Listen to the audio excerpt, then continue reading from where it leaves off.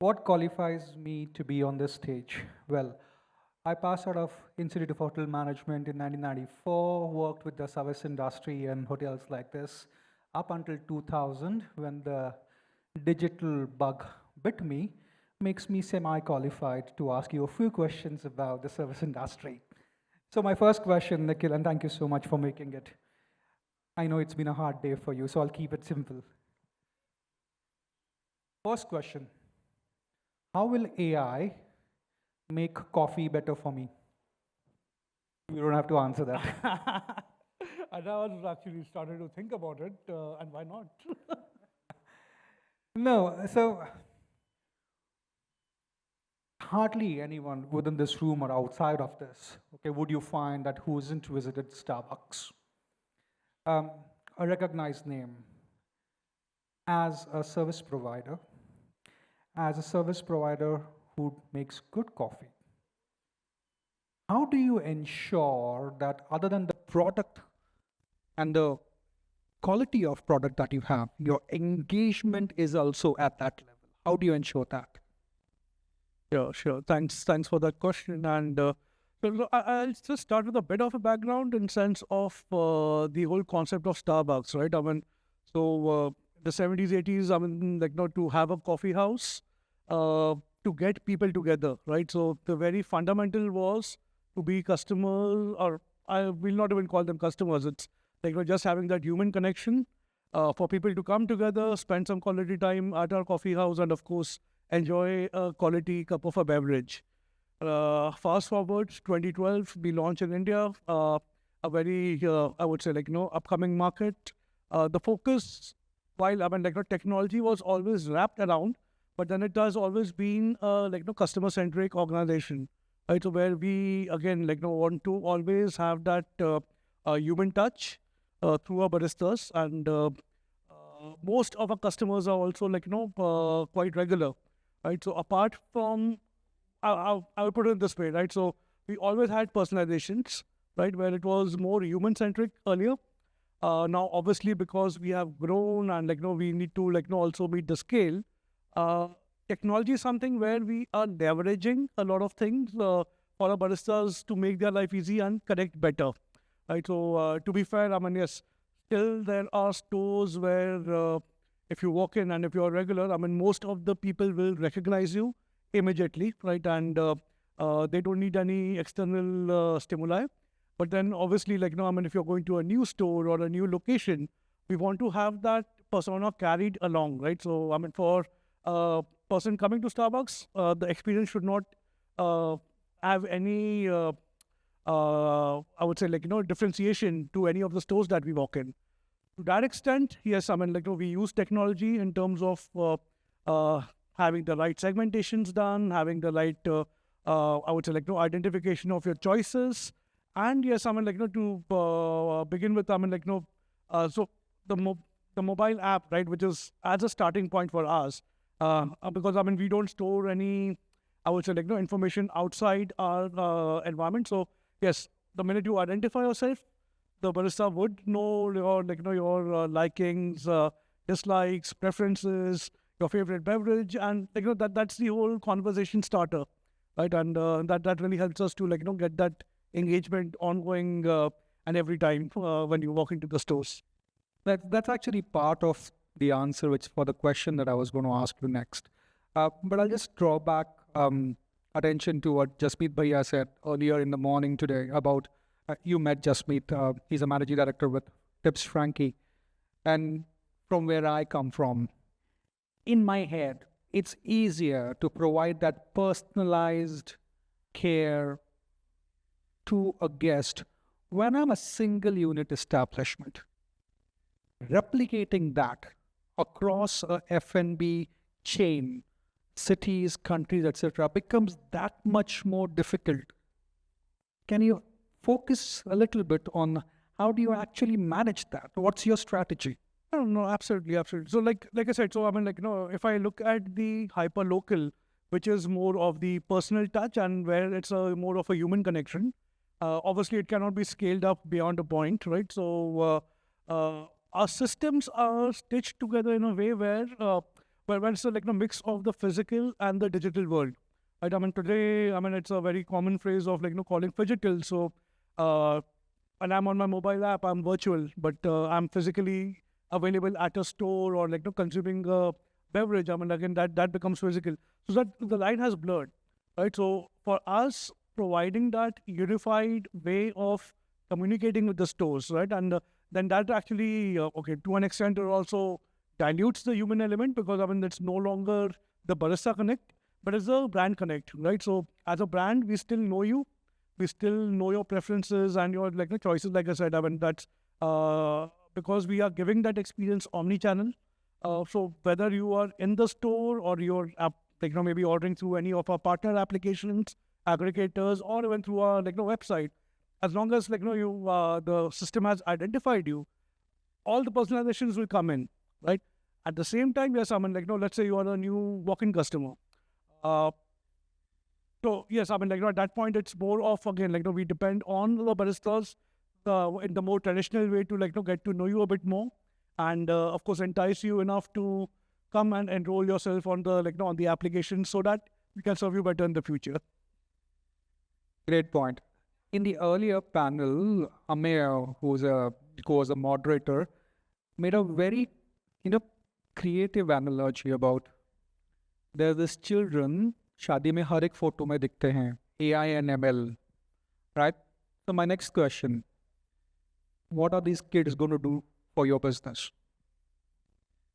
So ML has been in the system for, I would say, donkey years now, right? So in fact, way back in 2012 when we started, we were already using fair amount of ML in terms of learning the trends and preferences and more of something someone would maybe in the finance do on Excels. We were doing it slightly better way, right? But yeah, so ML was always there. What has changed, I would say, in the last maybe couple of years, and especially it has really scaled up in the last maybe 2-3 years, is your experience on our application, right? So now we have started using a lot of AI, and especially, well, it's not a carpet bombing, so it's not for everyone. But then if you are the gold tier customers, for example, right, and those are the customers we really want to give a differentiated experience as well as a consistency across the channels where they go. So a very simple thing, right? Let's say you're being a gold member, typically you may log into the application 2-3 times a week or maybe even every day. Now, every day you will get a personalized message for you. It's not a general good morning. It is a very intelligent logic which is running behind, which will see the time of the day, the maybe what your gap between the consumptions has been, and build up a it's more like a conversation rather than a greeting, right? That is obviously not possible unless we correctly leverage AI, and that's one of the, I would say, the delight factors what our customers get when they use that app. Otherwise, yes, if I now start on the AI front in the back of house, there's a huge scope, which is invisible, right? Because what you really see is the storefront and the coffee that's being served, but the complex supply chain, the complex, I would say, logistics, making sure everything is available everywhere and at the right time, right point. Because again, it's a perishable business, what we do, right? So all those things will take a heavy, I would say, compute from AI and to make things efficient for us to ultimately service the customer. Hopefully at no point in time will I get a message saying that Amit, aaj coffee nahi piya. There are prompts, probably if you have volunteered for them. No, the reason I ask you this is because, I understand personalization, localization, etc. At what point in time does this become insidious? And how do you ensure that it does not become insidious?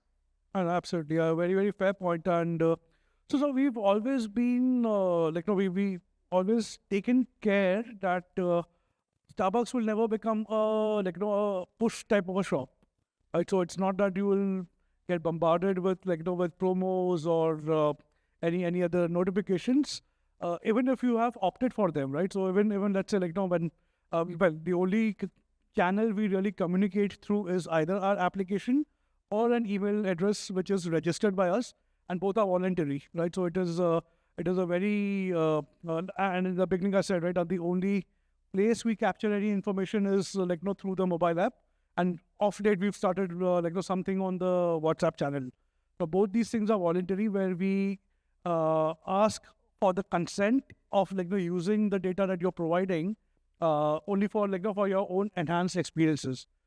So when I say that is yes, I mean when it comes to, let's say, sharing of data with anyone, it's a strict no. And we are very very cautious of the fact that we use the data only for the purpose we've asked for. We at the same time like I said, even if you have volunteered to share some information and with the notifications, it is not like I don't want to name, but the telcos where which gives you a call almost 5 times a day reminding you that okay they exist. So it's not that. I mean because Starbucks obviously is a premium brand, and we would want it to remain so. Now again, a very personalized use case. Now if I know there's a gold member, and probably he or she is using our application maybe twice, thrice a week, and suddenly there's been a gap and there's been a drop. Notification will come in, but again, that will be a personalized notification, not a promotion.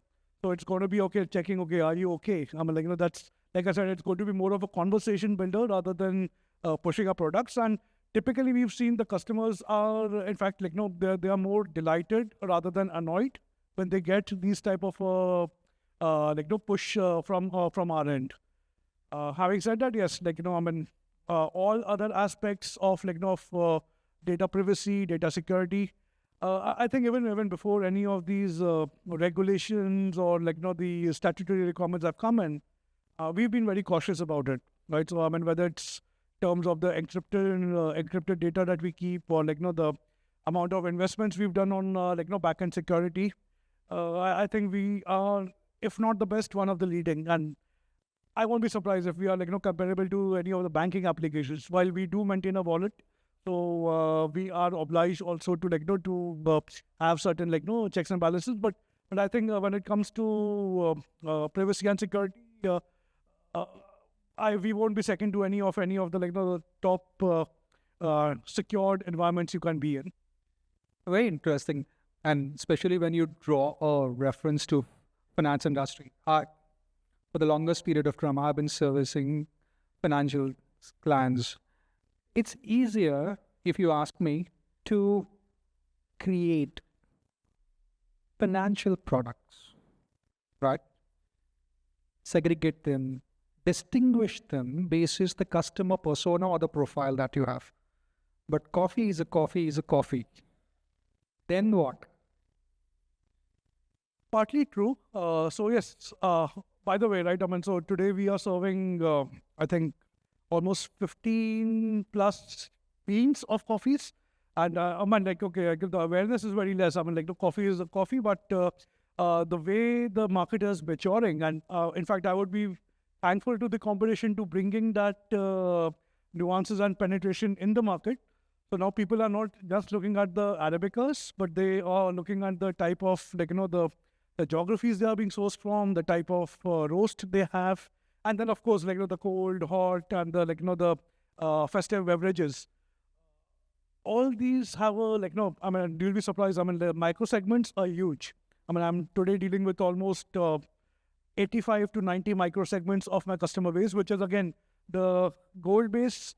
I'm not talking in millions, but we are close to there. So you can imagine, I mean, my per micro segment will be just a handful of maybe 30, 40 odd customers. And that's going deep when it comes to distinguishing coffee from a coffee. Since you said that, I'm going to put you on a spot now. I remember around 15 years ago, Dell started this in computers. Make your own laptop. Car manufacturers are doing this now. Build your own car. Will I get to see build your own coffee? You'll have to join Starbucks. So, on a serious note, so we do have this, we do have these programs where we encourage connoisseurs or people who are interested in coffee I think there are like no specific engagements designed for them where they can try out. Maybe why not? I mean, like in fact, I'll put in context. I mean, very recently we opened our experiential store in Delhi and one in Mumbai, and we've come with blends which are unheard. And if I can just take maybe 2 minutes more, Shikanjvi coffee or maybe Jaggery coffee. All these are the new things and very, very localized. Coconut milk coffee for another example. So very, very Indian, very, very new. And the trend is only going to continue. Thank you so much. It is very interesting. Nikhil, thank you so much for being here. A pleasure. Lovely speaking with you.